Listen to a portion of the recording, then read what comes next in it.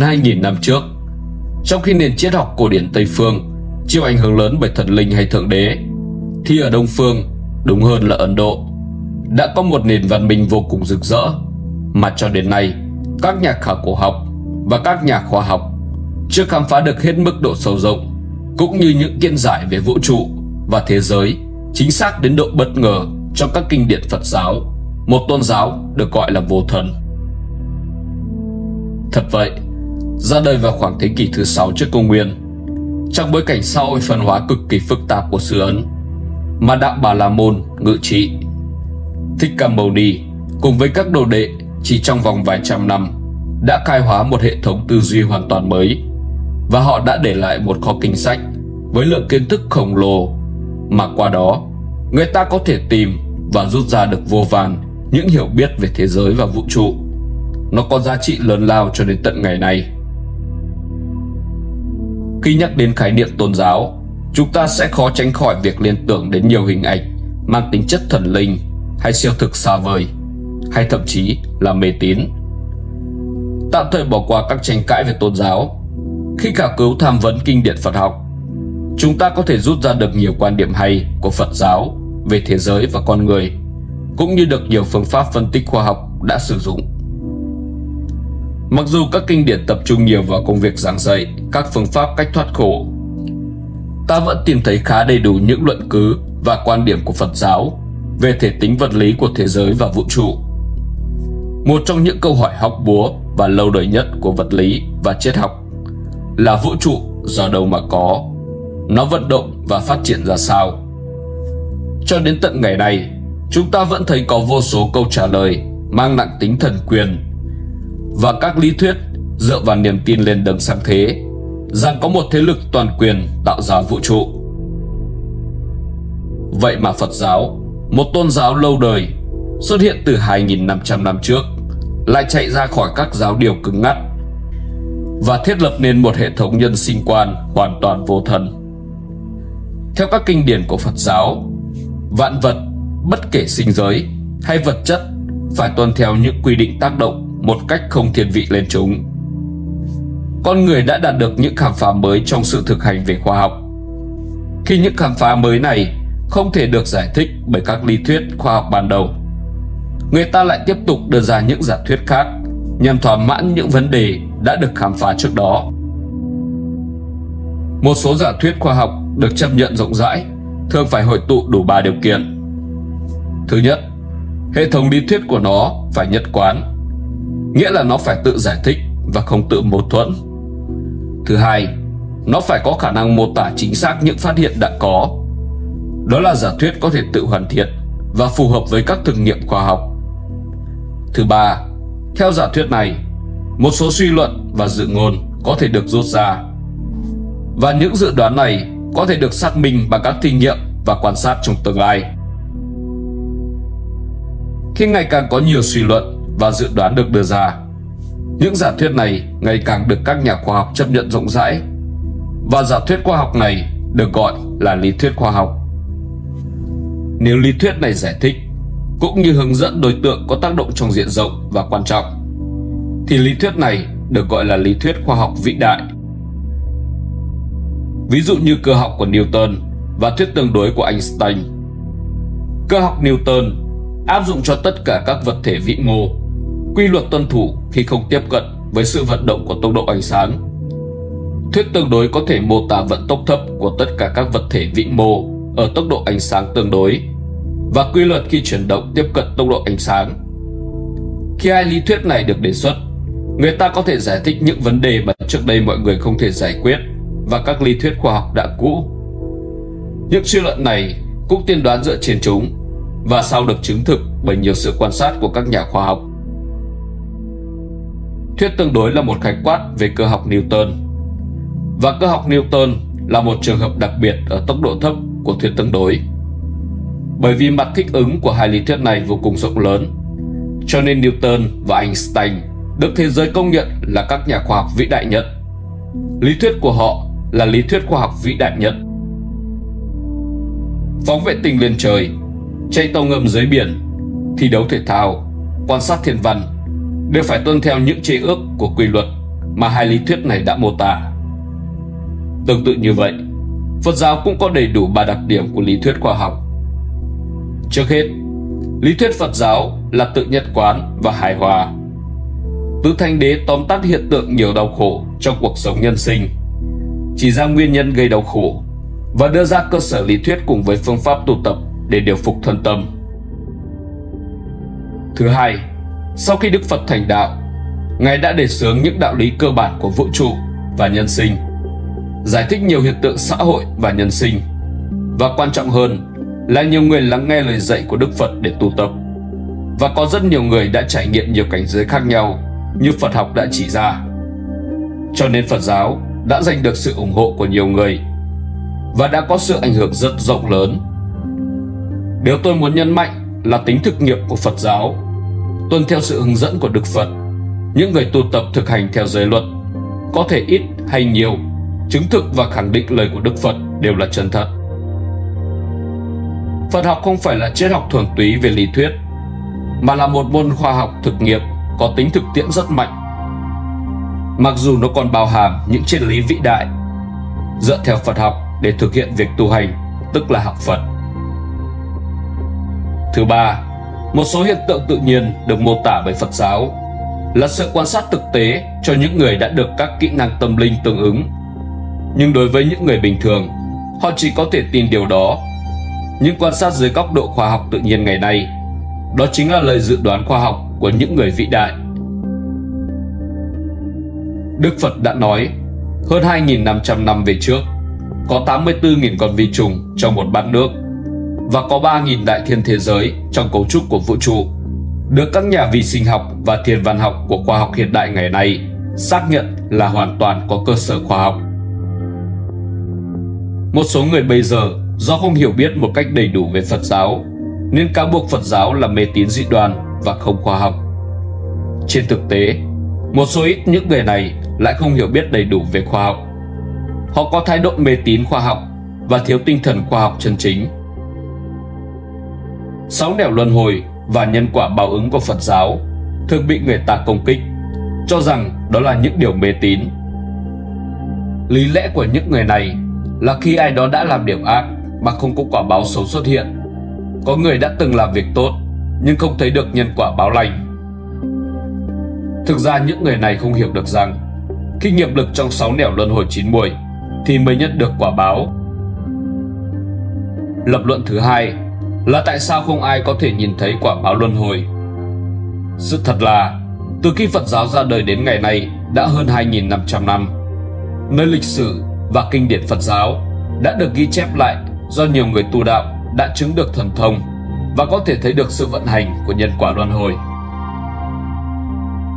Trong cuộc sống của chúng ta có rất nhiều những thứ vô hình mắt thường không thể nhìn thấy được, nhưng chúng ta không thấy không có nghĩa là nó không tồn tại. Đôi mắt của chúng ta không thể cảm nhận được tia hồng ngoại hoặc tia tử ngoại. Tai chúng ta không thể nghe được sóng siêu âm và sóng siêu thanh. Mắt chúng ta không thể nhìn thấy vi khuẩn, không thể thấy các hạt vi mô như nguyên tử. Chúng ta không thể nhìn thấy và nghe thấy rất nhiều tín hiệu đến từ khắp nơi xung quanh mình, chẳng hạn như sóng radio, sóng truyền hình và tín hiệu điện thoại di động. Và còn rất nhiều thứ khác mà khoa học vẫn chưa thể khám phá ra, nhưng nó vẫn tồn tại trong vũ trụ bao la. Chúng ta có thể nhìn thấy ánh sáng mặt trời, nhưng chúng ta không thể biết rằng ánh sáng này có bước sóng hạt lưỡng tính. Nhưng chúng ta tin sâu không nghi ngờ những điều nêu trên như tin khoa học thưởng thức, bởi vì khoa học tự nhiên ngày nay được phổ biến rộng rãi. Tinh thần khoa học thực nghiệm nó nằm ở khoa học, không vì bạn đã tin mà bạn xem nhẹ việc kiểm nghiệm, và không phải vì bạn đã không đi quan sát trắc nghiệm mà nó không tồn tại và trở thành mê tín. Nếu ta muốn hiểu biết sâu hơn về các định luật khoa học và hiện tượng khoa học mà các giác quan của chúng ta không thể cảm nhận và nhìn thấy, chúng ta phải nghiêm túc học hỏi và nghiên cứu với các bậc thiệt tri thức trong lĩnh vực khoa học. Khi học từ tiểu học đến khi tốt nghiệp tiến sĩ, bạn sẽ dần dần tìm hiểu về các lý thuyết khoa học, thực hiện và quan sát nhiều thí nghiệm khoa học hơn, và đồng thời sử dụng các công cụ nghiên cứu khoa học để biết rõ hơn về nhiều hiện tượng khoa học. Nếu như một người không được học về nghiên cứu khoa học, cũng như không hiểu về các hiện tượng khoa học với những quy luật tự nhiên, lại đi chỉ trích và cáo buộc những hiện tượng khoa học với các quy luật ấy là mê tín, đây quả thật là rất buồn cười. Cũng như những chân lý đã được Phật giáo giới thiệu, không phải vì bạn không được học Phật Pháp, không trải nghiệm việc tu hành, thì bạn có thể chỉ trích nó là mê tín được. Phật giáo là trí tín, chứ không phải mê tín, và là đức tin của những người có trí tuệ. Những nhân vật lịch sử của Ấn Độ và Trung Quốc qua nhiều thế hệ đã chứng minh điều này. Khoa học chính là sự vận dụng trí tuệ của con người, mà Phật học chính là giúp cho con người đoạn trừ vọng niệm để thể hiện đầy đủ trí tuệ của chúng sinh. Vì vậy, khoa học và Phật học không hề mâu thuẫn dù chỉ là một ít.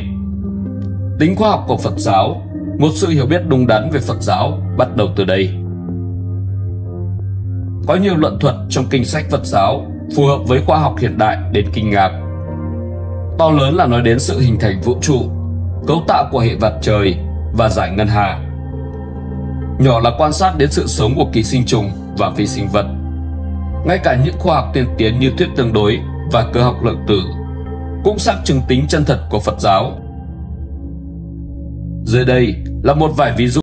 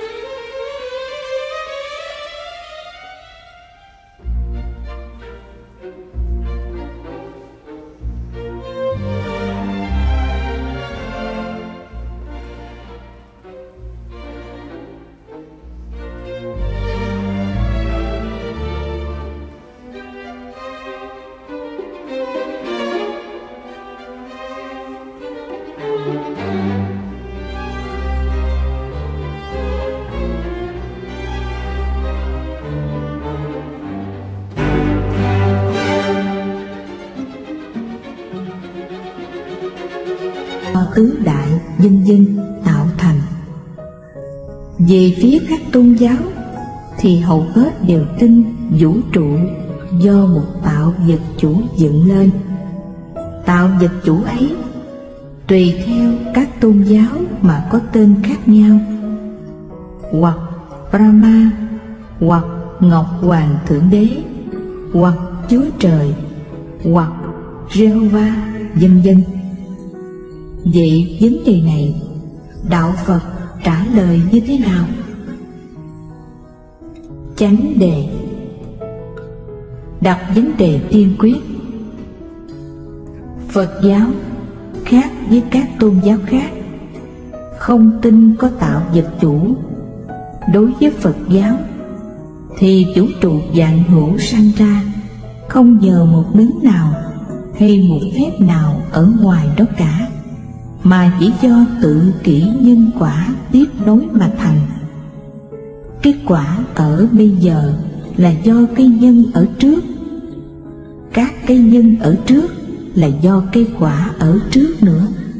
Cứ như thế đi ngược trở lên mãi, nhân này quả nọ không bao giờ cùng. Như thế đối với Phật giáo, vũ trụ làm vô thỉ, không có cái ban đầu. Mà đã vô thỉ thì làm gì có cái nguyên nhân đầu tiên? Sở dĩ người đời tin phải có một sự bắt đầu là vì với sự nhận xét có giới hạn của mình. Thấy vật gì cũng có cái bắt đầu cả. Ví dụ cái bàn, trước khi chưa có thợ mộc đóng thì nó không có. Hay con gà con sanh ra là do mẹ nó, vân vân. Tương đối mà nói thì cái bàn hay con gà có một sự sanh thành. Nhưng nếu chúng ta đừng cắt xén thời gian và không gian trên từng khoảng một như thế, thì chúng ta thấy rằng trước cái bàn không phải là không có gì hết, mà phải có gỗ, trước gỗ là cây, trước cây là hạt, vân vân. Con gà cũng như thế, trước con gà con có con gà mẹ, trước khi con gà mẹ là mẹ thì nó là con do một con gà mẹ khác sinh ra, vân vân. Nguyên nhân thứ hai làm cho người đời tin có một sự bắt đầu của vũ trụ vạn hữu là ý niệm sai lầm về quan niệm có và không. Với con mắt trần nông cạn và hẹp hòi, khi chúng ta thấy một khoảng trống thì gọi là không, thấy một vật có màu sắc, hình dáng, trọng lượng, vân vân thì gọi là có. Và cũng do sự quan sát hẹp hòi, nông cạn, chúng ta thường có quan niệm rằng cái không có trước cái có.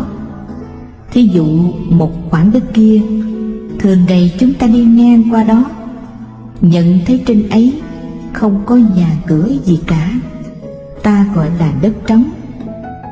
Bặt đi một dạo độ 5-6 tháng, ta không đi ngang qua đó nữa.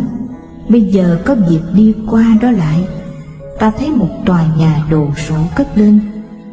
Ta tự bảo khoảng đất ấy hết trống rồi. Trước là không mà bây giờ là có.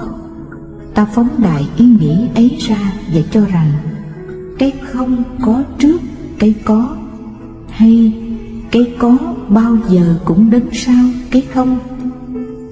Và chúng ta dẫn cái suy luận ấy đi xa hơn để kết luận rằng cái không mà thành có được, tất nhiên phải có một cái gì khác tạo ra. Nhưng chúng ta đã suy luận sai, và cái sai lầm ấy bắt đầu từ quan niệm sai lầm ấy về có và không. Trước tiên, chúng ta quên rằng khoảng đất trống kia không phải là trống không, hoàn toàn không có gì cả, mà trống ở đây có nghĩa là không có nhà. Và cái có sau này là có nhà, chứ cũng không phải là hoàn toàn có, vì một ngày kia nó cũng sẽ tan rã và trở thành không. Cái có và không ở đây là có không tương đối. Có là có một cái gì, và không cũng là không một cái gì. Còn nói một cách tuyệt đối thì trong vũ trụ này chưa bao giờ có một cái không hoàn toàn không cả. Cũng như cái có mà ta thường thấy chung quanh ta cũng không phải hoàn toàn vĩnh viễn có không đều tương đối, nghĩa là dựa vào nhau mà thành. Hoặc trong một chỗ này có thì chỗ khác không, hoặc đắp đổi nhau trong thời gian có trước rồi không sau, hay không trước rồi có sau. Khi lấy riêng ra từng pháp mà xét thì thấy tuần tự có thành trụ hoại không. Nhưng xét toàn thể thì phút giây nào cũng đồng thời có thành, có trụ, có hoại, có không cả. Như thế để kết luận, không phải cái không xuất hiện trước cái có. Không và có đều có một lần, và vì thế cho nên không thể có nguyên nhân đầu tiên của cái có. Trong hiện tượng giới, ta thấy có sanh diệt, có thể có, chúng ta cho là vô thường. Nhưng nếu xét toàn thể vũ trụ, đứng về thật tại giới, thì chẳng có sanh diệt mà vạn hữu là thường trụ. Như trên đã nói, không có nguyên nhân đầu tiên, và do đó ta sẽ đặt sai vấn đề nếu ta hỏi nguyên nhân đầu tiên là gì, và ta lại càng đi xa hơn nữa trong sự sai lầm khi hỏi ai sáng tạo ra vũ trụ vạn hữu. Phải đặt câu hỏi này mới đúng. Thực thể của cái có và cái không tương đối, tức là vũ trụ vạn hữu là như thế nào, hay thực tại của vũ trụ như thế nào? Đó là câu hỏi thứ nhất, nhắm mục đích tìm hiểu thực thể, thật tánh, thật tướng, hay nói theo danh từ triết học, nhắm mục đích tìm hiểu thật tại của vũ trụ vạn hữu. Câu hỏi thứ hai là phát nguyện từ thật tại. Vũ trụ vạn hữu đã hình thành và biến chuyển bởi những nguyên nhân gì và như thế nào? Đây là hai câu hỏi chính. Sau đó chúng ta có thể thêm vào những câu hỏi phụ như vũ trụ rộng hay hẹp, có cùng hay không cùng? Trả lời câu hỏi thứ nhất, đạo Phật có thật tướng luận. Trả lời câu hỏi thứ hai, đạo Phật có duyên khởi luận. Trả lời câu hỏi thứ ba, Phật dạy vũ trụ hay thế giới là vô lượng vô biên, vô cùng vô tận. Dưới đây chúng ta hãy lần lượt trình bày những vấn đề trên. Thật tướng luận. Thật tướng luận là lý thuyết giải bày về thực thể của vũ trụ. Thực thể hay thực tướng của vũ trụ, đạo Phật thường gọi là chân như. Chân nghĩa là chân thật, không giả dối, như là luôn luôn như thế, không biến đổi, không sanh diệt, không còn mất, vô thủy vô chung. Vậy chân như là một thực thể không biến đổi, không sanh diệt, không còn mất, vô thủy vô chung, sáng suốt, có đủ tất cả những diệu dụng đức. Để chỉ chân như, nhiều khi Phật giáo tùy theo mỗi trường hợp cũng gọi bằng những danh từ như chân tâm, duyên giác, thắng nghĩa, Phật tánh, giác tánh, pháp tánh, như, nhất như, vân vân. Thật ra thì khó mà kể cho hết những danh từ chỉ trên chân như, nhưng dù có kể hết thì cũng chỉ là kể danh từ, chứ không thể nhận thấy được chân như. Chỉ có những vị giác ngộ mới trực nhận, mới thể nhập hay thể chứng mà thôi. Ngôn ngữ, văn tự chỉ có thể diễn tả được hiện tượng giới. Còn khi muốn trình bày về thực tại thì trở thành bất lực, và càng bám vào, càng y cứ nhất thiết vào văn tự, ngôn ngữ lại càng đi xa thực thể chân như.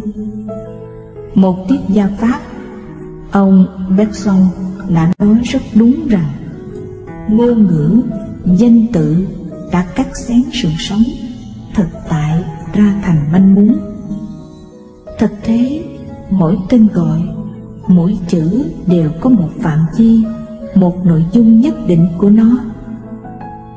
Dùng một cái có hạn lượng để đo lường, dò xét một cái không hạn lượng vượt ra ngoài không gian và thời gian thì chắc chắn là phải sai lầm.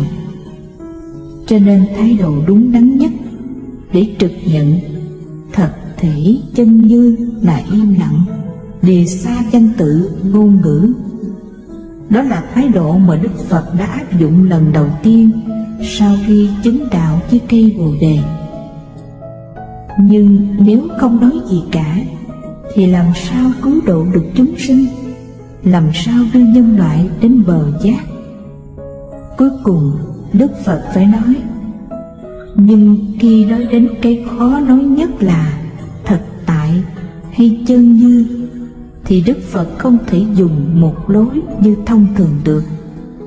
Do đó mà chúng ta thấy trong kinh điển Phật giáo có những cách nói mới nghe thì rất vô lý, gàn dở, như cũng có, cũng không, không phải không, không phải có, không phải đồng, không phải khác, cũng đồng, cũng khác, không phải một, không phải nhiều, không phải nhất, không phải sạch, vân vân và vân vân. Nhưng mặc dù đã nói như thế rồi, Đức Phật vẫn sợ người đời chấp vào những câu nói ấy mà cho là thật, nên Ngài lại rào đón thêm nữa. Chân lý như mặt trăng, giáo lý ta dạy như ngón tay để chỉ mặt trăng cho các người thấy. Đừng nhận lầm ngón tay ta là mặt trăng, hay những điều ta biết như lá trong rừng, và cái ta nói ra như nắm lá trong tay này. Hay y theo kinh điển giải nghĩa thì quan cho tam thế chư Phật, nhưng lìa kinh ra một chữ thì lại đồng với ma thuyết. Hay suốt đời Như Lai chưa hề nói một câu nào. Tóm lại, mục đích của thật tướng luận là muốn cho chúng ta nhận chân rằng thật tại hay chân như không thể dùng ngôn ngữ văn tự mà thấy được. Trái lại, phải rời bỏ tất cả danh tướng mà trực nhận. Nhưng để có một ý niệm thô thiển về chân như, hãy tự bảo rằng chân như là cái gì trái hẳn với hiện tượng giới, hay hiện tượng giới là mặt trái của chân như. Nhưng khi nói đến hai chữ mặt trái, đừng liên tưởng rằng có một bề mặt như bao nhiêu bề mặt ta thường thấy trong hiện tượng giới. Duyên khởi luận. Duyên khởi luận tức là những lý thuyết nói về nguyên nhân hay lý do sanh khởi của hiện tượng giới. Duyên khởi luận trong Phật giáo có nhiều thuyết. Những thuyết này không trái ngược nhau, mà chỉ khác nhau về phương diện sâu cạn, rốt ráo hay chưa mà thôi. Vậy chúng ta hãy tuần tự đi từ cạn đến sâu. Nghiệp cảnh duyên khởi. Nghiệp cảnh duyên khởi luận là chủ trương của tiểu thừa nguyên thủy Phật giáo. Lý thuyết này rút ra từ trong tứ diệu đế và thập nhị nhân duyên. Như chúng ta đã học về tứ diệu đế, Phật dạy nguyên nhân của đau khổ, của sanh tử luân hồi là do hoặc nghiệp. Hoặc tức là mê vọng, nghiệp tức là hành động tạo tác. Vì mê vọng nên có hành động sai lầm, vì hành động sai lầm nên chịu quả đau khổ. Và cái dòng nhân quả luân hồi cứ tiếp tục mãi, tạo ra có chánh báo là thân ta, và y báo tức là sơn hà đại địa. Sơn hà đại địa sở dĩ có là có một cách tương đối với thân ta mà thôi. Khi nghiệp nhân biến đổi thì nghiệp quả cũng biến đổi, và do đó chánh báo và y báo cũng biến đổi theo. Người khi tạo những nghiệp nhân làm người thì đời sau đầu thai lại, chánh báo vẫn là người và y báo vẫn là sơn hà đại địa như người đã nhận thấy. Nhưng nếu tạo những nghiệp nhân dữ thì chánh báo ở đời sau sẽ là loài súc sinh hay ngạ quỷ, và y báo, tức cảnh giới ở chung quanh, cũng không còn giống như cảnh giới của người nữa. Nghĩa là vũ trụ, vạn hữu sẽ biến đổi theo tầm mắt và sự hiểu biết của các loài ấy. Do đó mà gọi là nghiệp cảm. Nghĩa là do nghiệp như thế nào thì cảm thọ cái thân và cảnh như thế ấy. Nói một cách tổng quát, do nghiệp lực mà có thân, chánh báo, và thế giới, y báo. Chánh báo và y báo có thể thế này hay thế khác, tốt hay xấu, là do nghiệp lành hay dữ.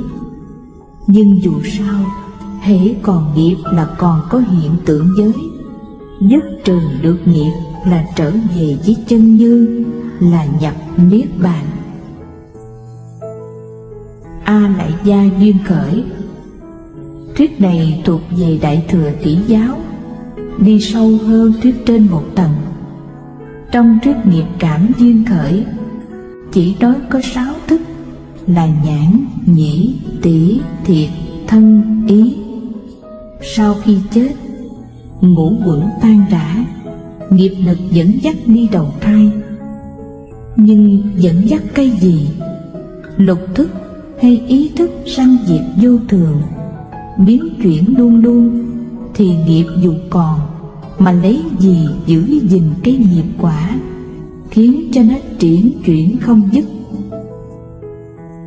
Đại Thừa Tỷ giáo bổ khuyết cho thuyết trên, tìm thấy thêm 2 thức nữa là đệ thất thức hay mạt na thức, và đệ bát thức hay A Lại Gia thức.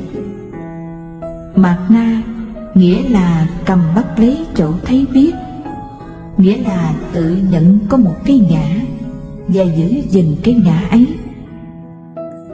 Nhưng làm sao giữ được cái giả ngã ấy trong lúc ngũ uẩn, lục thức đều sanh diệt vô thường, hợp ly mãi mãi?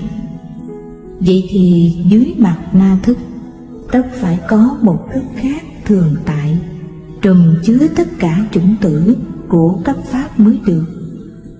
Đó chính là thức thứ 8, hay A Lại Gia thức, hay tạng thức, thức trùm chứa. Thức này không phải vô thường như ngũ uẩn, mà là hằng khởi, thường tại.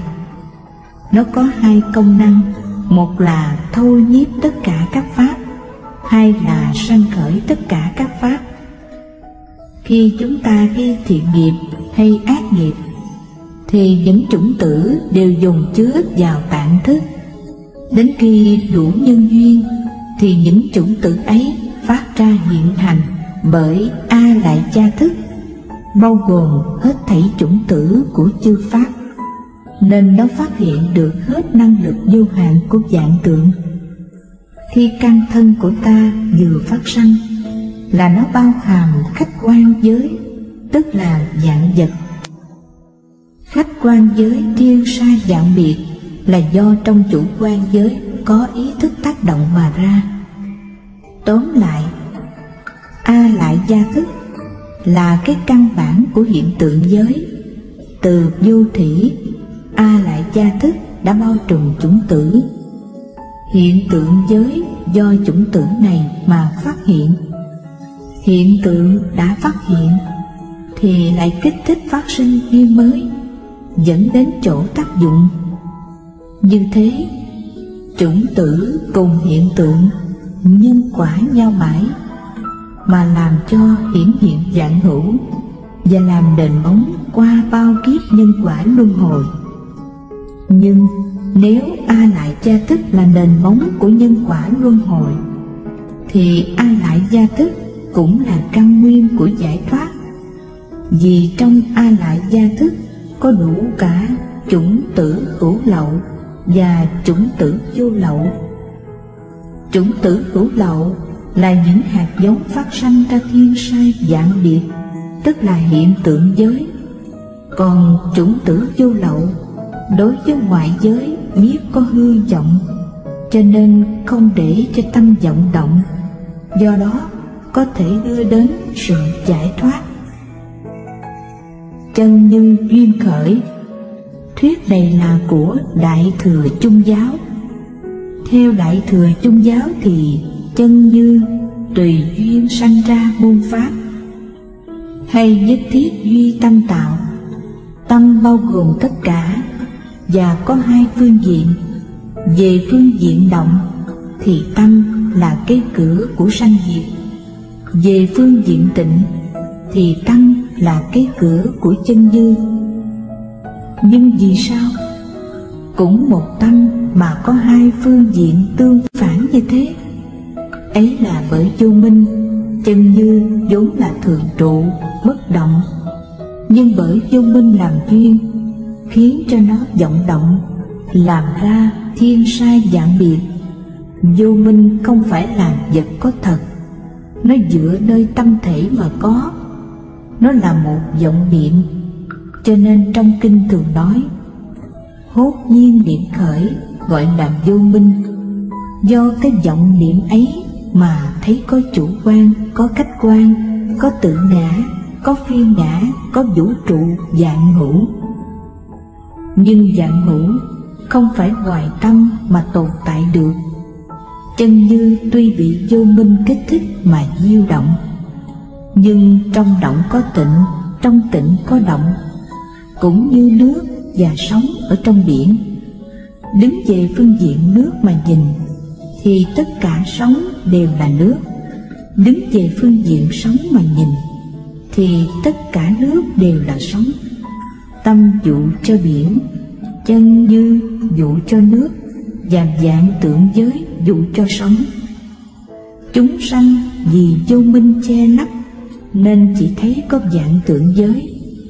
Bồ Tát và Phật vì đã trừ vô minh nên thấy vạn tượng là chân như.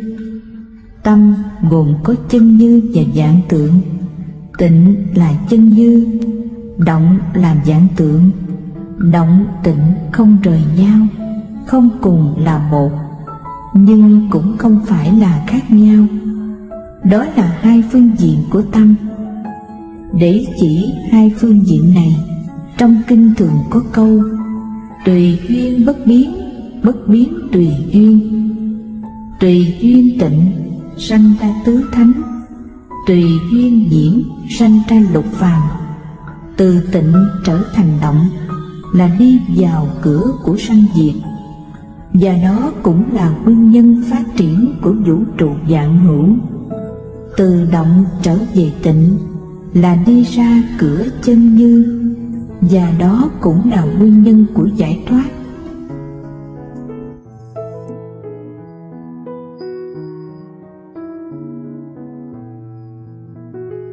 Lục đại duyên khởi. Lục đại duyên khởi là chủ trương của Mật Tôn hay Chân Ngôn Tôn. Lục đại là địa, thủy, hỏa, phong, không, tức là không gian và thức. Năm đại trước thuộc về sắc pháp, tức là vật. Đại thứ sáu thuộc về tâm pháp, tức là tâm. Sáu đại này mỗi đều chung thông, không ngăn ngại nhau, và tùy duyên sanh khởi ra vũ trụ vạn hữu. Chia ra vật và tâm là trí thức của ta phân biệt ra như thế, chứ bản thể của thực tại vẫn là một, vẫn không thể phân chia được.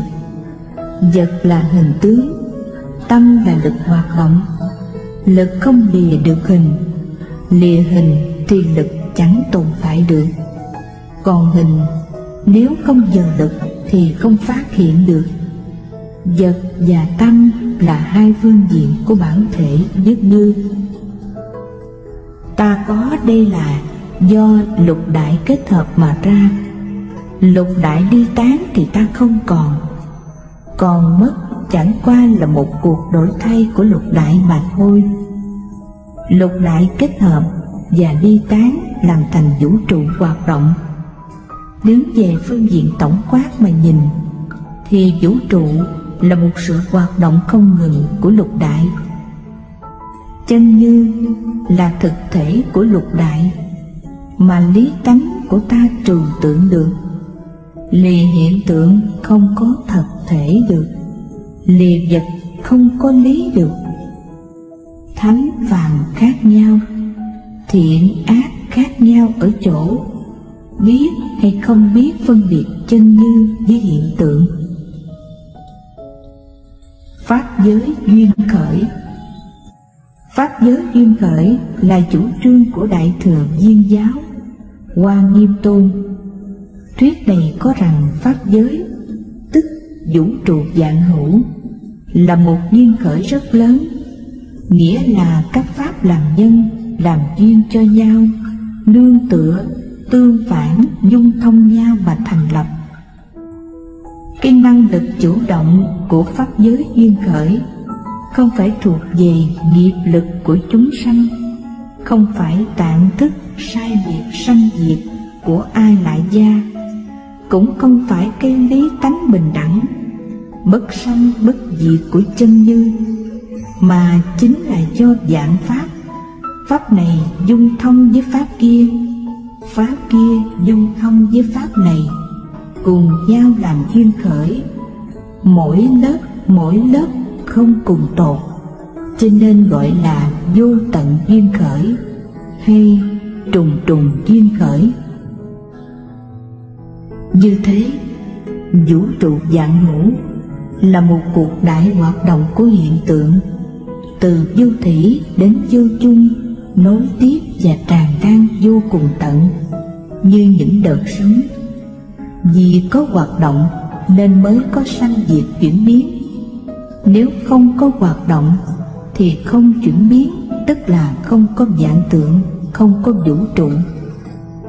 Sở dĩ các pháp làm nhân, làm duyên hòa hợp, dung thông nhau được là do 10 đặc tánh kỳ diệu của Đại Thừa Viên Giáo, gọi là 10 món huyền môn. Lại do 10 môn huyền môn này mà trong pháp giới sự chỉ cho sự tướng sai biệt, lý chỉ cho lý tánh bình đẳng, lý sự và sự được dung thông vô ngại. Xem lại 4 pháp giới và 10 huyền môn trong bài nói về Hoa Nghiêm Tôn. Trong duyên khởi luận của Phật giáo, chúng ta thấy có 5 thuyết, đó là nghiệp cảm duyên khởi, a lại gia duyên khởi, chân như duyên khởi, lục đại duyên khởi và pháp giới duyên khởi. Có người ngạc nhiên tự hỏi, tại sao cũng là Phật dạy cả mà lại bất nhất như thế?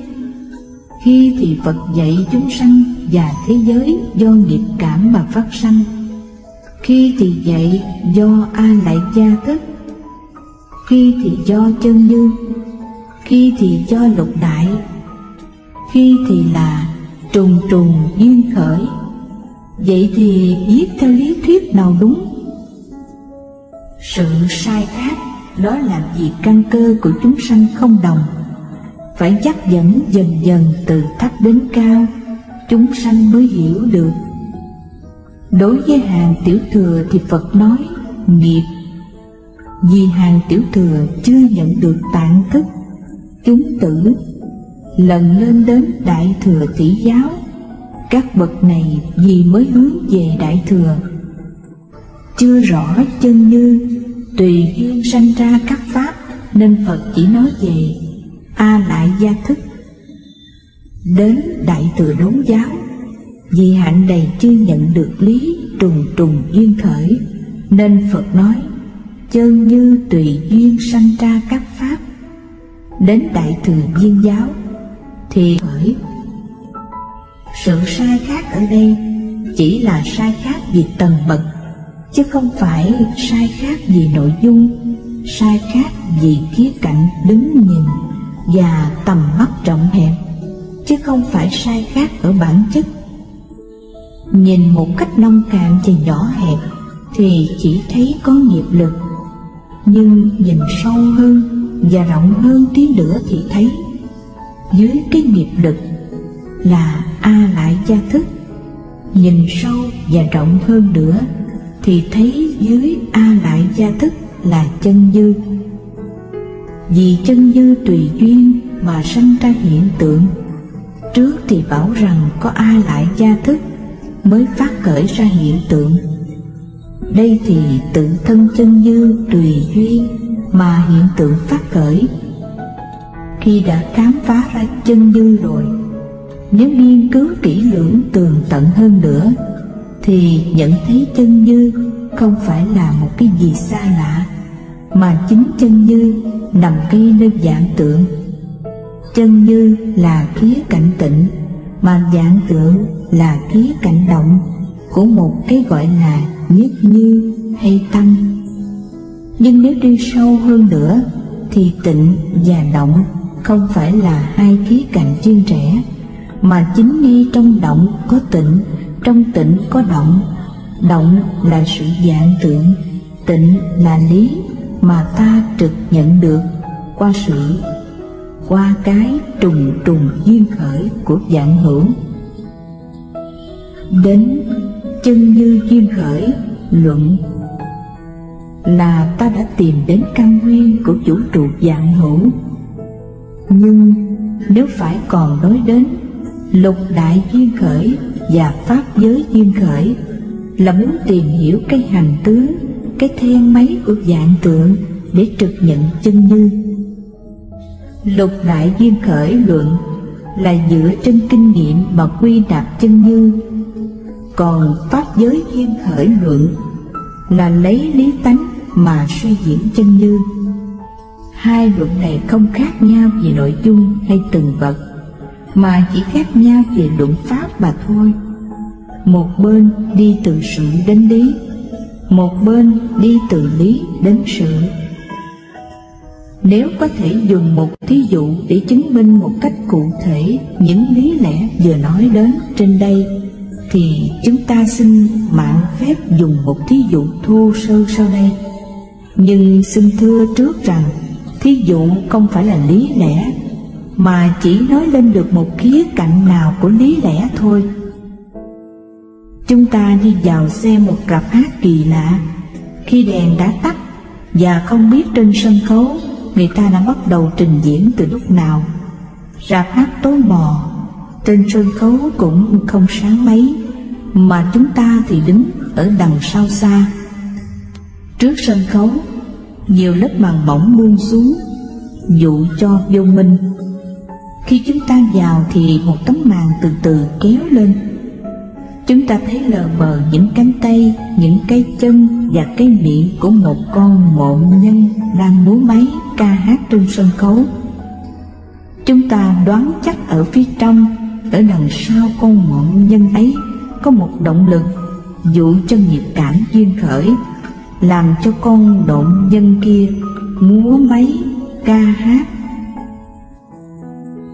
Một cái bàn nữa dán lên, và ta tiến tới thêm một khoảng nữa để nhìn. Chúng ta thấy bóng dáng một người đang đứng sau con mộn nhân kia, dụ cho A Lại Gia duyên khởi. Một cái bàn nữa dán lên, và ta tiến tới gần sân khấu hơn nữa, ta thấy rõ ràng hơn. Thì ra con người và nạn nhân là một. Con người mang lớp nạn nhân và đã múa máy ca hát dụ cho dân dư duyên khởi. Một bức màn nữa được kéo lên, và ta đi sát đến sân khấu. Ta nhìn thấu suốt đến hậu trường. Ta thấy rõ mỗi vật mỗi người, từng chi tiết một trên sân khấu, sự liên lạc giữa vật này với vật kia, giữa người làm trò, người kéo màn, người đạo diễn, vân vân, dụ cho lục đài duyên khởi. Sau khi đã quan sát kỹ lưỡng sân khấu, ta xoay mặt lại nhìn khán giả, và ta đã khám phá một sự thật vô cùng quan trọng, sự liên lạc mật thiết giữa người đóng trò và khán giả. Người đóng trò vui thì khán giả vui, người đóng trò than thở thì khán giả buồn. Ngược lại, khán giả cũng ảnh hưởng rất nhiều đến người đóng trò. Người đóng trò đã tuân theo ý muốn của khán giả. Khi đóng hay thì khán giả vỗ tay hoan hô và bắt buộc diễn viên đóng lại. Khi diễn dở thì khán giả la ó phản đối. Diễn viên và khán giả, hậu trường và tiền trường, tất cả một rạp hát đều liên lạc mật thiết với nhau, làm nhân duyên cho nhau, ảnh hưởng mật thiết lẫn nhau, dụ cho pháp giới duyên khởi. Để kết luận về chương duyên khởi luận này, chúng ta có thể tóm tắt như sau. Nghiệp cảm duyên khởi muốn nói nghiệp lực là nguyên nhân của hiện tượng giới, nghiệp bởi mê hoặc mà có. A lại gia duyên khởi muốn nói căn nguyên của hiện tượng giới là A lại gia thức. A lại gia bao trùm tất cả chủng tử hữu lậu và vô lậu. Do chủng tử hữu lậu mà phát sanh vũ trụ vạn hữu. Muốn giải thoát khỏi hiện tượng giới thì phải quân tập và làm phát hiện chủng tử vô lậu. Chân như duyên khởi là muốn nói chân như vì duyên thiếu vô minh mà diêu động và làm phát sanh ra vũ trụ vạn hữu. Lục đại duyên khởi và pháp giới duyên khởi là hai thuyết mường tượng giống nhau, đều thuyết minh hai phương diện hiện tượng và thực thể của nhất như. Bất tri bất giác là cái nguyên nhân của hiện tượng, tri giác được thì giải thoát được. Những thuyết trên này đều có những điểm giống nhau, mỗi thuyết đều công nhận có chân như là bản thể của vũ trụ vạn hữu. Cái nguyên nhân làm sanh khởi vũ trụ vạn hữu là mê vọng hay vô minh. Muốn giải thoát thì phải trừ cho được mê vọng. Không gian và thời gian của pháp giới. Chúng ta đã nói về nguyên nhân sanh khởi của vũ trụ vạn hữu. Đến đây chúng ta hãy nghe Phật dạy về sự rộng lớn vô biên và sự tồn tại vô cùng của vũ trụ hay pháp giới. Không gian, theo lời dạy trong các kinh, thì vũ trụ, hay nói theo danh từ Phật giáo, pháp giới rộng lớn vô cùng vô tận. Thế giới mà chúng ta ở đây không phải chỉ có một, mà nhiều như các sông Hằng. Cứ 1000 thế giới nhỏ hiệp thành một tiểu thiên thế giới, hiệp 1000 tiểu thiên thế giới thành một trung thiên thế giới, hiệp 1000 trung thiên thế giới thành một đại thiên thế giới, hay tam thiên đại thiên thế giới. Mỗi tam thiên đại thiên thế giới như thế là gồm có 1000 triệu thế giới của chúng nhỏ như thế giới ta. Hơn nữa, vũ trụ không phải chỉ có một đại thiên thế giới, mà gồm vô số đại thiên thế giới. Thời gian, Phật đã dạy các pháp hữu chi, bất cứ một pháp nào cũng đều bị 4 thời kỳ chi phối, tức là thành, trụ, hoại, không. Thế giới cũng vậy, không thể thoát ra ngoài cái luật thành, trụ, hoại, không ấy được. Nhưng bởi vì trong pháp giới có không biết bao nhiêu thế giới, nên sự thành trụ của một thế giới này là sự hoại không của một thế giới khác. Cứ như thế mà suy dần không dứt. Nếu lấy riêng ra một thế giới để đo lường thời gian, thì chúng ta sẽ có một con số như sau. Mỗi một thế giới đều có 4 thời kỳ hay 4 trung kiếp. Mỗi trung kiếp có 20 tiểu kiếp. Mỗi tiểu kiếp có 16 triệu năm. Như thế, một thế giới từ khi thành lập đến khi tiêu diệt phải trải qua 4 nhân 20 nhân 16 triệu bằng 1.280 triệu năm. 1.280. Nhưng chúng ta đã biết thế giới nhiều như các sông Hằng, thì sự tồn tại của pháp giới lâu dài không thể suy tính nghĩ bàn được. Ở đây chúng ta không có ý nêu lên những con số như trên để đo lường đích xác sự rộng lớn và sự dài lâu của pháp giới là bao nhiêu.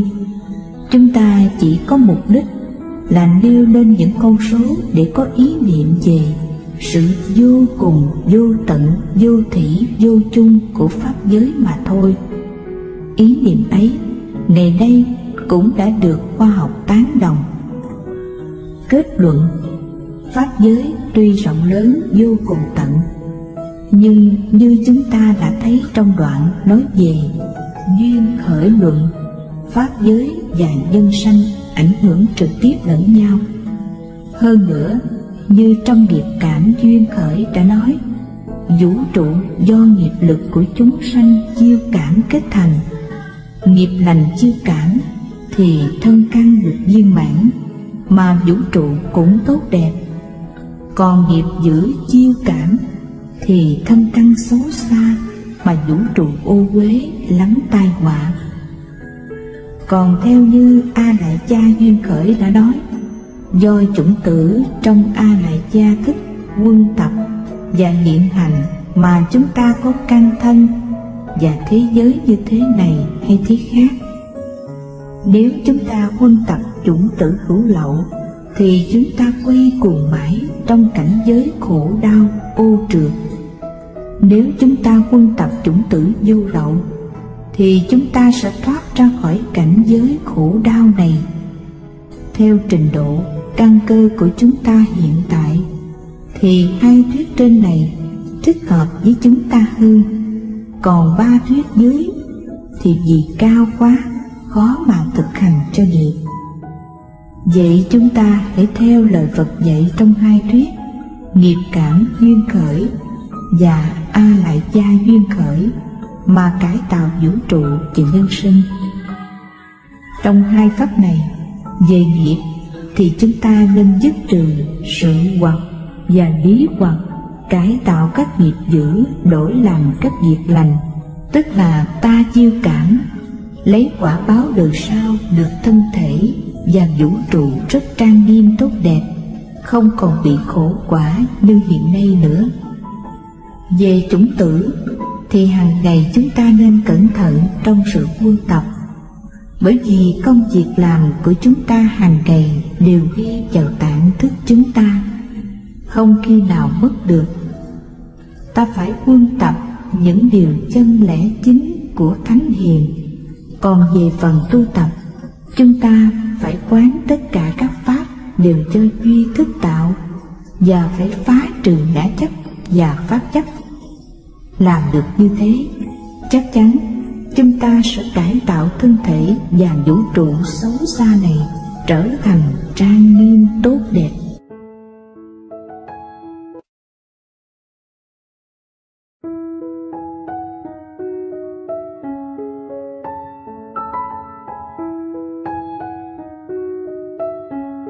Một câu nan giải nhất của nhân loại: vũ trụ từ đâu mà có?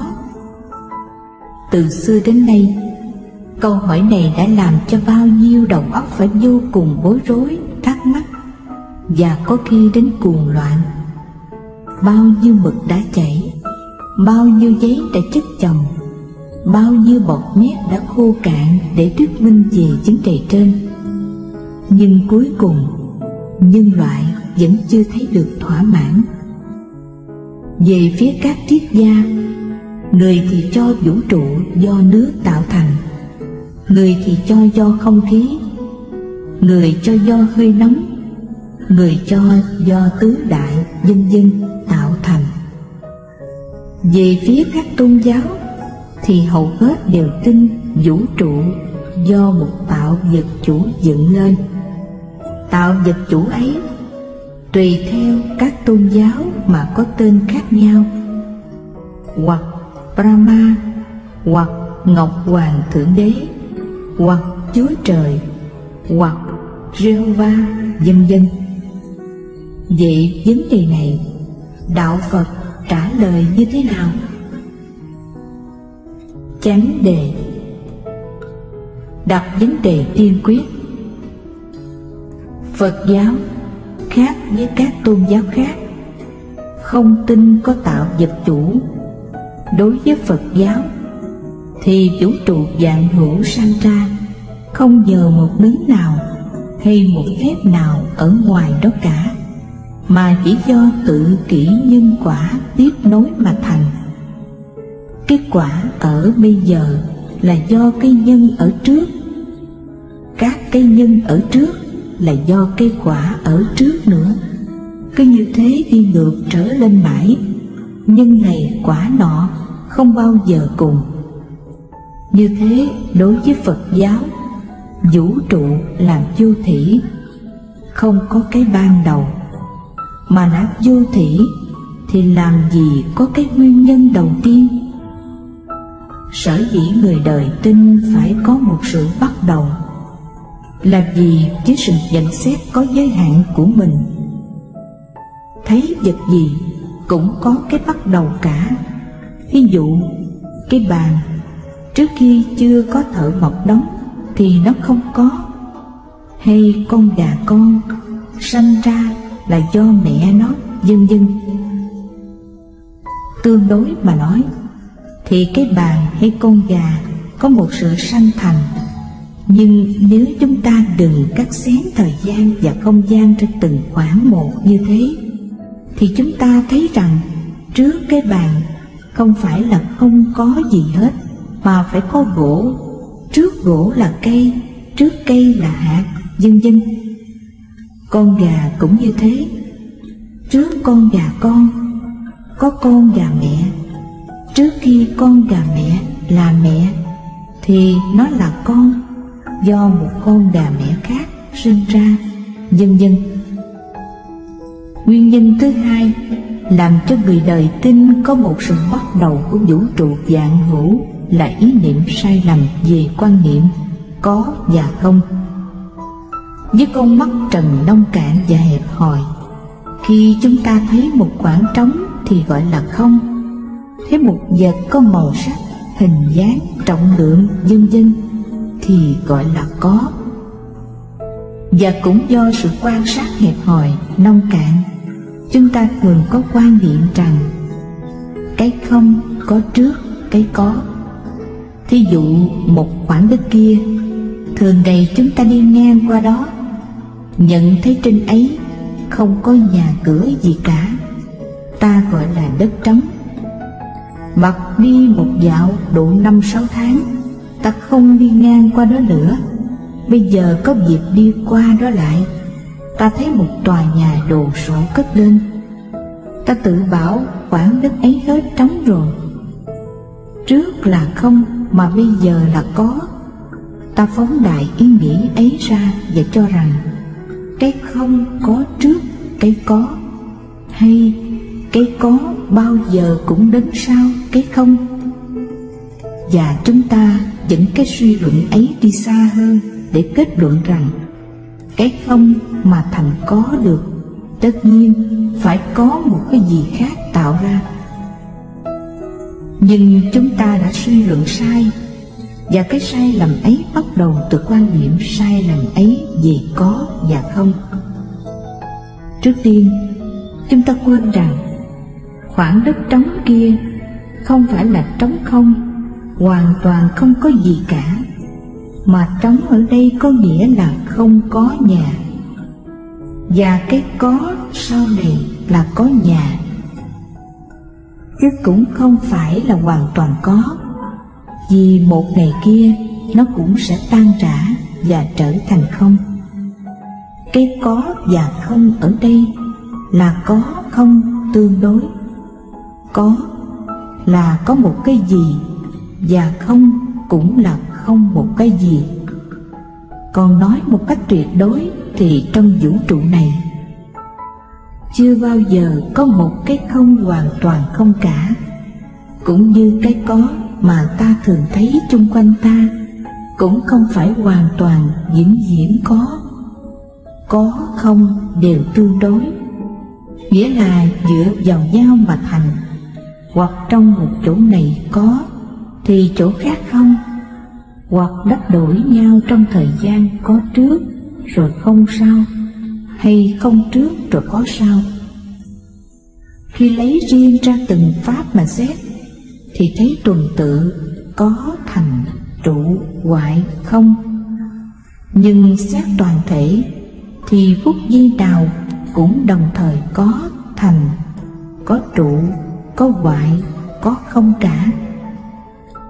Như thế để kết luận, không phải cái không xuất hiện trước cái có, không và có đều có một lần. Và vì thế cho nên không thể có nguyên nhân đầu tiên của cái có. Trong hiện tượng giới, ta thấy có sanh diệt, có thể có, chúng ta cho là vô thường. Nhưng nếu xét toàn thể vũ trụ, đứng về thật tại giới, thì chẳng có sanh diệt mà vạn hữu là thường trụ. Như trên đã nói, không có nguyên nhân đầu tiên, và do đó ta sẽ đặt sai vấn đề nếu ta hỏi nguyên nhân đầu tiên là gì, và ta lại càng đi xa hơn nữa trong sự sai lầm khi hỏi ai sáng tạo ra vũ trụ vạn hữu. Phải đặt câu hỏi này mới đúng. Thực thể của cái có và cái không tương đối, tức là vũ trụ vạn hữu là như thế nào, hay thực tại của vũ trụ như thế nào? Đó là câu hỏi thứ nhất, nhắm mục đích tìm hiểu thực thể, thật tánh, thật tướng, hay nói theo danh từ triết học, nhắm mục đích tìm hiểu thật tại của vũ trụ vạn hữu. Câu hỏi thứ hai là phát nguyện từ thật tại, vũ trụ vạn hữu đã hình thành và biến chuyển bởi những nguyên nhân gì và như thế nào? Đây là hai câu hỏi chính. Sau đó chúng ta có thể thêm vào những câu hỏi phụ như vũ trụ rộng hay hẹp, có cùng hay không cùng. Trả lời câu hỏi thứ nhất, đạo Phật có thật tướng luận. Trả lời câu hỏi thứ hai, đạo Phật có duyên khởi luận. Trả lời câu hỏi thứ ba, Phật dạy vũ trụ hay thế giới là vô lượng vô biên, vô cùng vô tận. Dưới đây chúng ta hãy lần lượt trình bày những vấn đề trên. Thật tướng luận. Thật tướng luận là lý thuyết giải bày về thực thể của vũ trụ. Thực thể hay thực tướng của vũ trụ, đạo Phật thường gọi là chân như. Chân nghĩa là chân thật, không giả dối, như là luôn luôn như thế, không biến đổi, không sanh diệt, không còn mất, vô thủy vô chung. Vậy chân như là một thực thể không biến đổi, không sanh diệt, không còn mất, vô thủy vô chung, sáng suốt, có đủ tất cả những diệu dụng đức. Để chỉ chân như, nhiều khi Phật giáo tùy theo mỗi trường hợp cũng gọi bằng những danh từ như chân tâm, duyên giác, thắng nghĩa, Phật tánh, giác tánh, pháp tánh, như, nhất như, vân vân. Thật ra thì khó mà kể cho hết những danh từ chỉ trên chân như, nhưng dù có kể hết thì cũng chỉ là kể danh từ, chứ không thể nhận thấy được chân như. Chỉ có những vị giác ngộ mới trực nhận, mới thể nhập hay thể chứng mà thôi. Ngôn ngữ, văn tự chỉ có thể diễn tả được hiện tượng giới. Còn khi muốn trình bày về thực tại thì trở thành bất lực, và càng bám vào, càng y cứ nhất thiết vào văn tự, ngôn ngữ lại càng đi xa thực thể chân như. Một triết gia Pháp, ông Bergson đã nói rất đúng rằng ngôn ngữ, danh tự đã cắt xén sự sống thực tại ra thành manh mún. Thực thế, mỗi tên gọi, mỗi chữ đều có một phạm vi, một nội dung nhất định của nó. Dùng một cái có hạn lượng để đo lường, dò xét một cái không hạn lượng vượt ra ngoài không gian và thời gian, thì chắc chắn là phải sai lầm. Cho nên thái độ đúng đắn nhất để trực nhận thật thể chân như là im lặng, lìa xa văn tự ngôn ngữ. Đó là thái độ mà Đức Phật đã áp dụng lần đầu tiên sau khi chứng đạo với cây Bồ Đề. Nhưng nếu không nói gì cả thì làm sao cứu độ được chúng sinh, làm sao đưa nhân loại đến bờ giác? Cuối cùng Đức Phật phải nói. Nhưng khi nói đến cái khó nói nhất là thật tại hay chân như, thì Đức Phật không thể dùng một lối như thông thường được.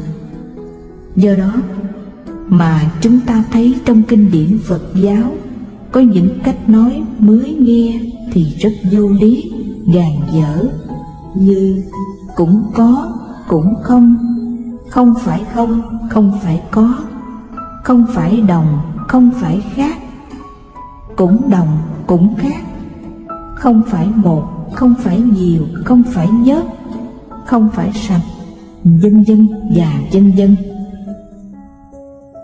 Nhưng mặc dù đã nói như thế rồi, Đức Phật vẫn sợ người đời chấp vào những câu nói ấy mà cho là thật, nên Ngài lại rào đón thêm nữa. Chân lý như mặt trăng, giáo lý ta dạy như ngón tay để chỉ mặt trăng cho các người thấy. Đừng nhận lầm ngón tay ta là mặt trăng, hay những điều ta biết như lá trong rừng, và cái ta nói ra như nắm lá trong tay này. Hay y theo kinh điển giải nghĩa thì quan cho tam thế chư Phật, nhưng lìa kinh ra một chữ thì lại đồng với ma thuyết. Hay suốt đời Như Lai chưa hề nói một câu nào. Tóm lại, mục đích của thật tướng luận là muốn cho chúng ta nhận chân rằng thật tại hay chân như không thể dùng ngôn ngữ văn tự mà thấy được. Trái lại, phải rời bỏ tất cả danh tướng mà trực nhận. Nhưng để có một ý niệm thô thiển về chân như, hãy tự bảo rằng chân như là cái gì trái hẳn với hiện tượng giới, hay hiện tượng giới là mặt trái của chân như. Nhưng khi nói đến hai chữ mặt trái, đừng liên tưởng rằng có một bề mặt như bao nhiêu bề mặt ta thường thấy trong hiện tượng giới. Duyên khởi luận.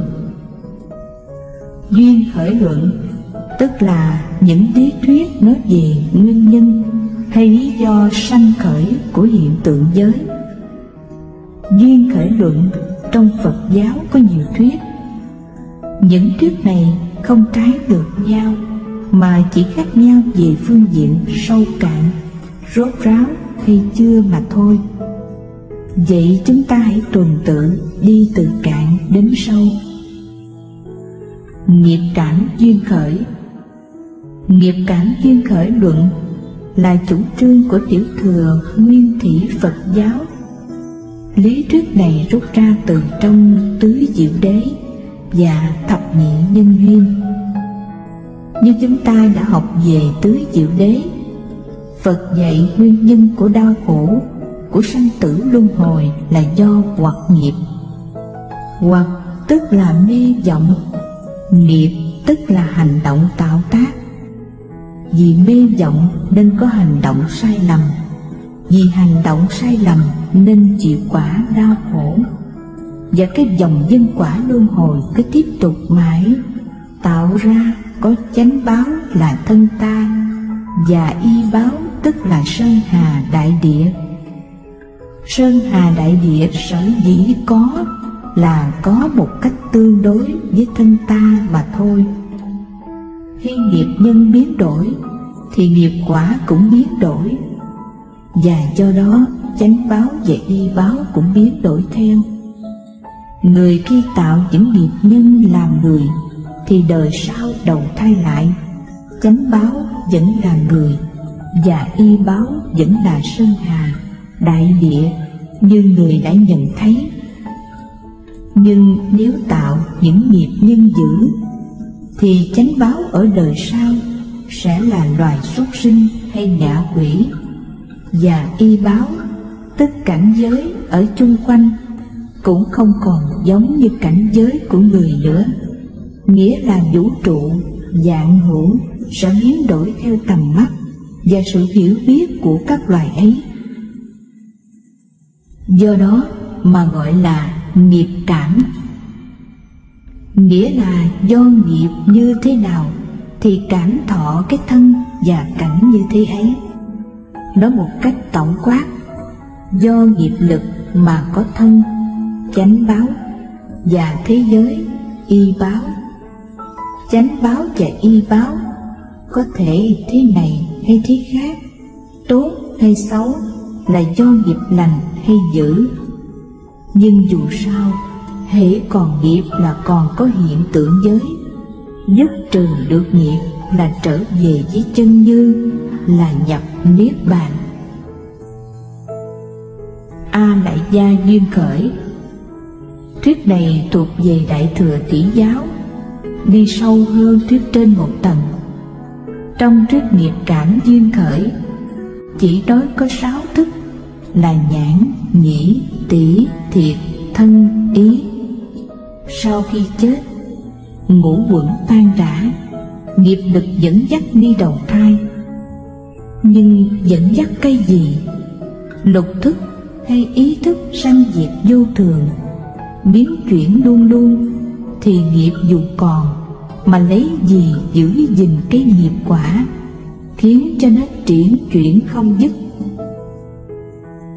Đại Thừa Tỷ giáo bổ khuyết cho thuyết trên, tìm thấy thêm 2 thức nữa là đệ thất thức hay mạt na thức, và đệ bát thức hay A Lại Gia thức. Mạt na nghĩa là cầm bắt lấy chỗ thấy biết, nghĩa là tự nhận có một cái ngã và giữ gìn cái ngã ấy. Nhưng làm sao giữ được cái giả ngã ấy trong lúc ngũ quẩn, lục thức đều sanh diệt vô thường, hợp ly mãi mãi? Vậy thì dưới mặt na thức tất phải có một thức khác thường tại, trùm chứa tất cả chủng tử của các pháp mới được. Đó chính là thức thứ 8 hay A Lại Gia thức hay tạng thức, thức trùm chứa. Thức này không phải vô thường như ngũ quẩn, mà là hằng khởi, thường tại. Nó có 2 công năng, một là thâu nhiếp tất cả các pháp, 2 là sanh khởi tất cả các pháp. Khi chúng ta gây thiện nghiệp hay ác nghiệp thì những chủng tử đều dùng chứa vào tạng thức. Đến khi đủ nhân duyên thì những chủng tử ấy phát ra hiện hành bởi A Lại Gia thức, bao gồm hết thảy chủng tử của chư pháp, nên nó phát hiện được hết năng lực vô hạn của vạn tượng. Khi căn thân của ta vừa phát sanh là nó bao hàm khách quan giới, tức là vạn vật. Khách quan giới thiên sai vạn biệt là do trong chủ quan giới có ý thức tác động mà ra. Tóm lại, A Lại Gia thức là cái căn bản của hiện tượng giới. Từ vô thỉ, A Lại Gia thức đã bao trùm chủng tử. Hiện tượng giới do chủng tử này mà phát hiện. Hiện tượng đã phát hiện thì lại kích thích phát sinh duyên mới, dẫn đến chỗ tác dụng. Như thế, chủng tử cùng hiện tượng nhân quả nhau mãi, mà làm cho hiển hiện vạn hữu và làm đền bóng qua bao kiếp nhân quả luân hồi.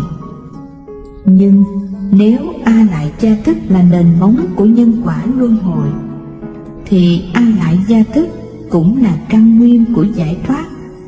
Vì trong A Lại Gia thức có đủ cả chủng tử hữu lậu và chủng tử vô lậu. Chủng tử hữu lậu là những hạt giống phát sanh ra thiên sai dạng biệt, tức là hiện tượng giới. Còn chủng tử vô lậu đối với ngoại giới biết có hư vọng, cho nên không để cho tâm vọng động, do đó có thể đưa đến sự giải thoát. Chân như duyên khởi. Thuyết này là của Đại Thừa Chung Giáo. Theo Đại Thừa Chung Giáo thì chân như tùy duyên sanh ra muôn pháp, hay nhất thiết duy tâm tạo. Tâm bao gồm tất cả và có hai phương diện. Về phương diện động thì tâm là cái cửa của sanh diệt. Về phương diện tịnh thì tâm là cái cửa của chân như. Nhưng vì sao? Cũng một tâm mà có hai phương diện tương phản như thế. Ấy là bởi vô minh.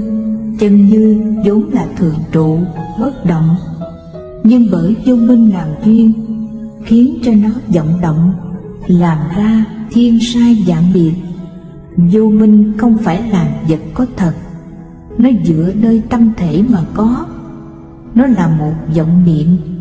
Cho nên trong kinh thường nói hốt nhiên niệm khởi gọi là vô minh. Do cái vọng niệm ấy mà thấy có chủ quan, có khách quan, có tự ngã, có phi ngã, có vũ trụ vạn hữu. Nhưng vạn hữu không phải ngoài tâm mà tồn tại được.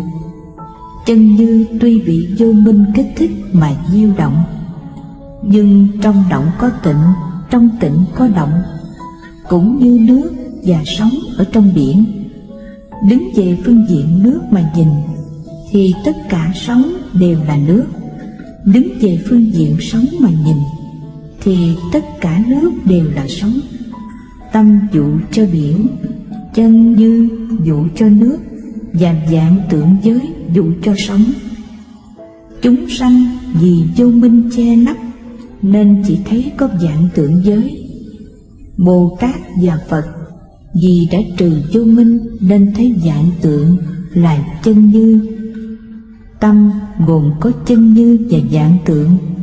Tịnh là chân như, động làm vạn tượng.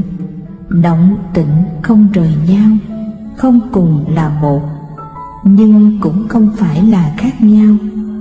Đó là hai phương diện của tâm. Để chỉ hai phương diện này, trong kinh thường có câu tùy duyên bất biến, bất biến tùy duyên. Tùy duyên tịnh sanh ra tứ thánh, tùy duyên nhiễm sanh ra lục phàm. Từ tịnh trở thành động là đi vào cửa của sanh diệt, và đó cũng là nguyên nhân phát triển của vũ trụ vạn hữu. Từ động trở về tịnh là đi ra cửa chân như, và đó cũng là nguyên nhân của giải thoát.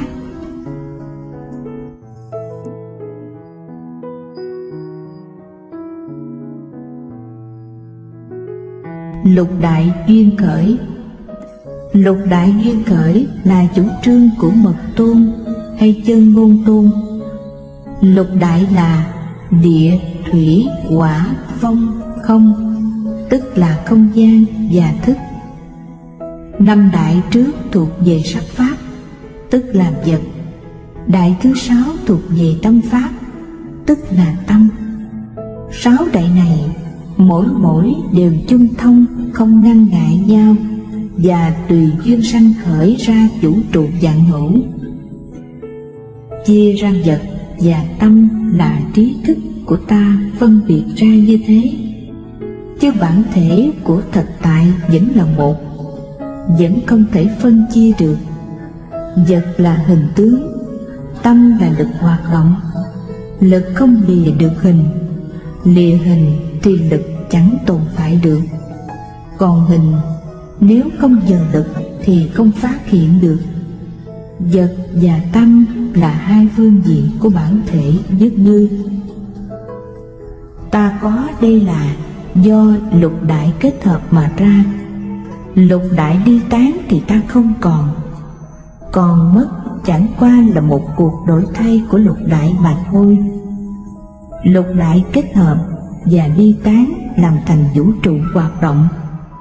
Đứng về phương diện tổng quát mà nhìn thì vũ trụ là một sự hoạt động không ngừng của lục đại.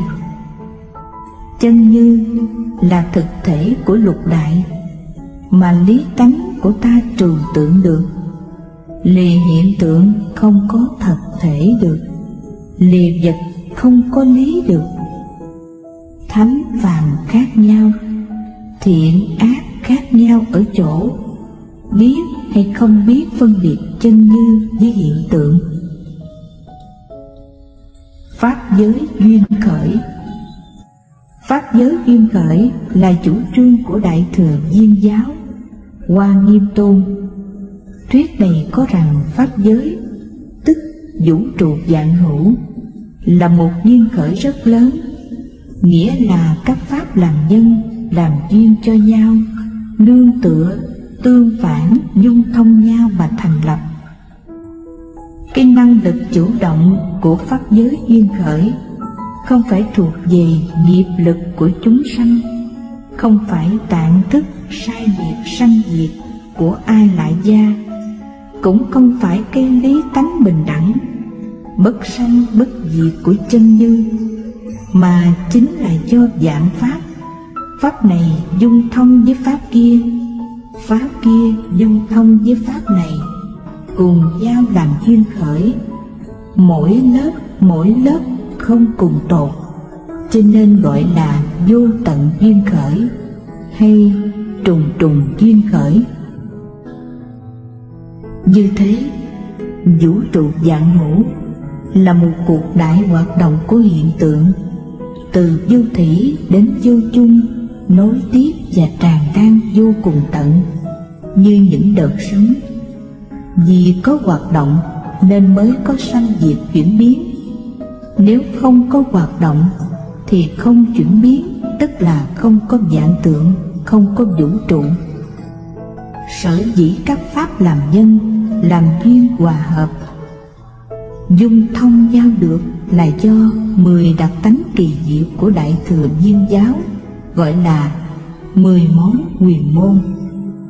Lại do 10 môn huyền môn này mà trong pháp giới sự chỉ cho sự tướng sai biệt, lý chỉ cho lý tánh bình đẳng, lý sự và sự được dung thông vô ngại. Xem lại 4 pháp giới và 10 huyền môn trong bài nói về Hoa Nghiêm Tôn. Trong duyên khởi luận của Phật giáo, chúng ta thấy có 5 thuyết, đó là nghiệp cảm duyên khởi, a lại gia duyên khởi, chân như duyên khởi, lục đại duyên khởi và pháp giới duyên khởi. Có người ngạc nhiên tự hỏi, tại sao cũng là Phật dạy cả mà lại bất nhất như thế? Khi thì Phật dạy chúng sanh và thế giới do nghiệp cảm mà phát sanh, khi thì dạy do a lại gia thức, khi thì do chân như, khi thì do lục đại, khi thì là trùng trùng duyên khởi. Vậy thì viết theo lý thuyết nào đúng? Sự sai khác đó là vì căn cơ của chúng sanh không đồng, phải dắt dẫn dần dần từ thấp đến cao, chúng sanh mới hiểu được. Đối với hàng tiểu thừa thì Phật nói nghiệp, vì hàng tiểu thừa chưa nhận được tạng thức, chúng tử. Lần lên đến Đại Thừa Tỷ Giáo, các bậc này vì mới hướng về Đại Thừa, chưa rõ chân như, tùy duyên sanh ra các pháp, nên Phật chỉ nói về a lại gia thức. Đến Đại Thừa Đốn Giáo, vì hạng này chưa nhận được lý trùng trùng duyên khởi, nên Phật nói chân như tùy duyên sanh ra các pháp. Đến Đại Thừa Viên Giáo thì khởi. Sự sai khác ở đây chỉ là sai khác về tầng bậc, chứ không phải sai khác về nội dung. sai khác vì khía cạnh đứng nhìn và tầm mắt rộng hẹp, chứ không phải sai khác ở bản chất. Nhìn một cách nông cạn và nhỏ hẹp thì chỉ thấy có nghiệp lực, nhưng nhìn sâu hơn và rộng hơn tí nữa thì thấy dưới cái nghiệp lực là A Lại Gia Thức. Nhìn sâu và rộng hơn nữa thì thấy dưới A Lại Gia Thức là chân dư. Vì chân dư tùy duyên mà sanh ra hiện tượng. Trước thì bảo rằng có A Lại Gia Thức mới phát khởi ra hiện tượng. Đây thì tự thân chân dư tùy duyên mà hiện tượng phát khởi. Khi đã khám phá ra chân dư rồi, nếu nghiên cứu kỹ lưỡng tường tận hơn nữa thì nhận thấy chân dư không phải là một cái gì xa lạ, mà chính chân dư nằm ngay nơi vạn tượng. Chân dư là khía cạnh tịnh, mà vạn tượng là khía cạnh động của một cái gọi là nhất như hay tâm. Nhưng nếu đi sâu hơn nữa thì tịnh và động không phải là hai khía cạnh riêng rẽ, mà chính ngay trong động có tịnh, trong tịnh có động. Động là sự vạn tượng, tịnh là lý mà ta trực nhận được qua cái trùng trùng duyên khởi của vạn hữu. Đến chân như duyên khởi luận là ta đã tìm đến căn nguyên của vũ trụ vạn hữu. Nhưng nếu phải còn nói đến lục đại duyên khởi và pháp giới duyên khởi, là muốn tìm hiểu cái hành tướng, cái the máy của vạn tượng để trực nhận chân như. Lục đại duyên khởi luận là dựa trên kinh nghiệm mà quy nạp chân như, còn pháp giới duyên khởi luận là lấy lý tánh mà suy diễn chân như. Hai luận này không khác nhau về nội dung hay từng vật, mà chỉ khác nhau về luận pháp mà thôi. Một bên đi từ sự đến lý, một bên đi từ lý đến sự. Nếu có thể dùng một thí dụ để chứng minh một cách cụ thể những lý lẽ vừa nói đến trên đây, thì chúng ta xin mạn phép dùng một thí dụ thô sơ sau đây. Nhưng xin thưa trước rằng thí dụ không phải là lý lẽ, mà chỉ nói lên được một khía cạnh nào của lý lẽ thôi. Chúng ta đi vào xem một rạp hát kỳ lạ. Khi đèn đã tắt và không biết trên sân khấu người ta đã bắt đầu trình diễn từ lúc nào, rạp hát tối mò, trên sân khấu cũng không sáng mấy, mà chúng ta thì đứng ở đằng sau xa. Trước sân khấu, nhiều lớp màn mỏng buông xuống, dụ cho vô minh. Khi chúng ta vào thì một tấm màn từ từ kéo lên. Chúng ta thấy lờ mờ những cánh tay, những cái chân và cái miệng của một con mộn nhân đang múa máy ca hát trên sân khấu. Chúng ta đoán chắc ở phía trong, ở đằng sau con mộn nhân ấy có một động lực dụ cho nghiệp cảm duyên khởi, làm cho con nộn nhân kia múa máy ca hát. Một cái bàn nữa dán lên, và ta tiến tới thêm một khoảng nữa để nhìn. Chúng ta thấy bóng dáng một người đang đứng sau con nộn nhân kia, dụ cho A Lại Gia duyên khởi. Một cái bàn nữa dán lên, và ta tiến tới gần sân khấu hơn nữa, ta thấy rõ ràng hơn. Thì ra con người và nộn nhân là một. Con người mang lớp nộn nhân và đã múa máy ca hát, dụ cho dân dư duyên khởi. Một bức màn nữa được kéo lên, và ta đi sát đến sân khấu. Ta nhìn thấu suốt đến hậu trường. Ta thấy rõ mỗi vật mỗi người, từng chi tiết một trên sân khấu, sự liên lạc giữa vật này với vật kia, giữa người làm trò, người kéo màn, người đạo diễn, vân vân, dụ cho lục đài duyên khởi. Sau khi đã quan sát kỹ lưỡng sân khấu, ta xoay mặt lại nhìn khán giả. và ta đã khám phá một sự thật vô cùng quan trọng: sự liên lạc mật thiết giữa người đóng trò và khán giả. Người đóng trò vui thì khán giả vui, người đóng trò than thở thì khán giả buồn. Ngược lại, khán giả cũng ảnh hưởng rất nhiều đến người đóng trò. Người đóng trò đã tuân theo ý muốn của khán giả. Khi đóng hay thì khán giả vỗ tay hoan hô và bắt buộc diễn viên đóng lại. Khi diễn dở thì khán giả la ó phản đối. Diễn viên và khán giả, hậu trường và tiền trường, tất cả một rạp hát đều liên lạc mật thiết với nhau, làm nhân duyên cho nhau, ảnh hưởng mật thiết lẫn nhau, dụ cho pháp giới duyên khởi. Để kết luận về chương duyên khởi luận này, chúng ta có thể tóm tắt như sau. Nghiệp cảm duyên khởi muốn nói nghiệp lực là nguyên nhân của hiện tượng giới. Nghiệp bởi mê hoặc mà có. A lại gia duyên khởi muốn nói căn nguyên của hiện tượng giới là A lại gia thức. A lại gia bao trùm tất cả chủng tử hữu lậu và vô lậu. Do chủng tử hữu lậu mà phát sanh vũ trụ vạn hữu. Muốn giải thoát khỏi hiện tượng giới thì phải quân tập và làm phát hiện chủng tử vô lậu. Chân như duyên khởi là muốn nói chân như vì duyên với vô minh mà diêu động và làm phát sanh ra vũ trụ vạn hữu. Lục đại duyên khởi và pháp giới duyên khởi là hai thuyết mường tượng giống nhau, đều thuyết minh hai phương diện hiện tượng và thực thể của nhất như. Bất tri bất giác là cái nguyên nhân của hiện tượng. Tri giác được thì giải thoát được. Những thuyết trên này đều có những điểm giống nhau. Mỗi thuyết đều công nhận có chân như là bản thể của vũ trụ vạn hữu.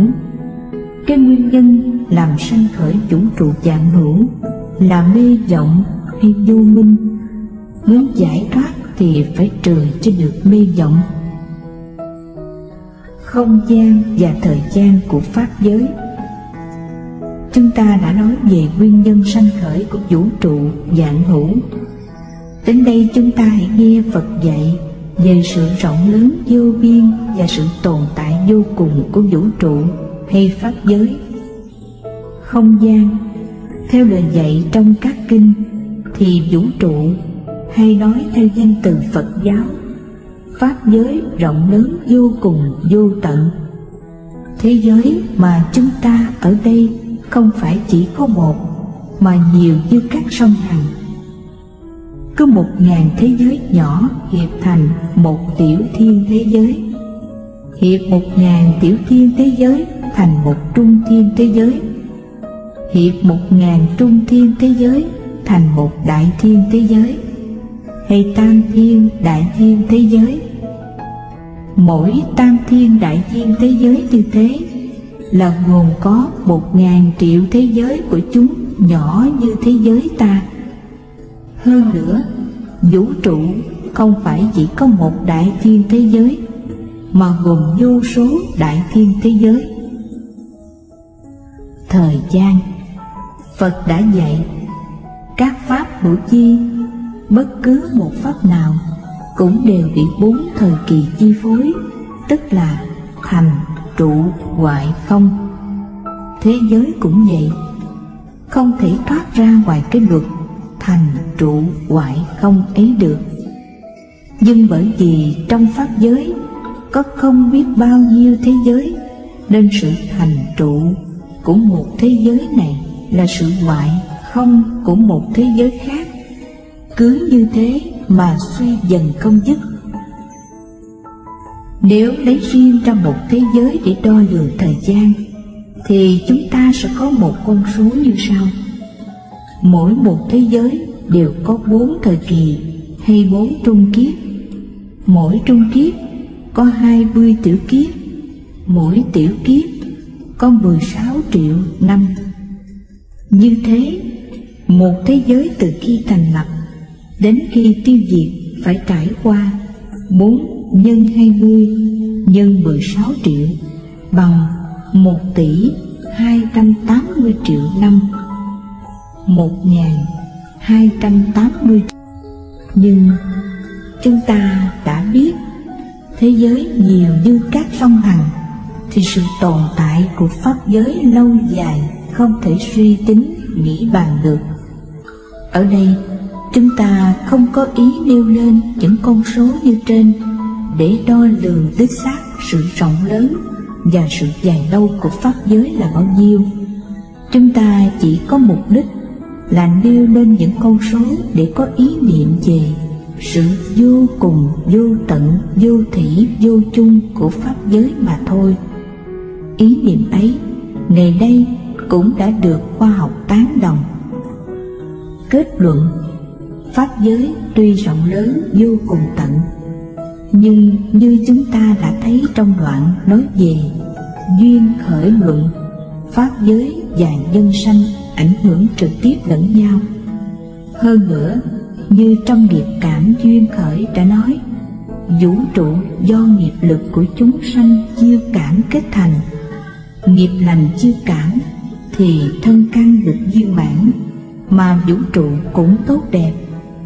Còn nghiệp dữ chiêu cảm thì thân căn xấu xa, mà vũ trụ ô uế lắm tai họa. Còn theo như A Lại Gia duyên khởi đã nói, do chủng tử trong A Lại Gia thức quân tập và hiện hành mà chúng ta có căn thân và thế giới như thế này hay thế khác. Nếu chúng ta huân tập chủng tử hữu lậu thì chúng ta quay cuồng mãi trong cảnh giới khổ đau ô trượt.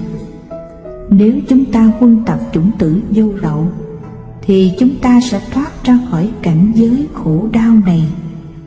Theo trình độ căn cơ của chúng ta hiện tại thì hai thuyết trên này thích hợp với chúng ta hơn. Còn ba thuyết dưới thì vì cao quá, khó mà thực hành cho được.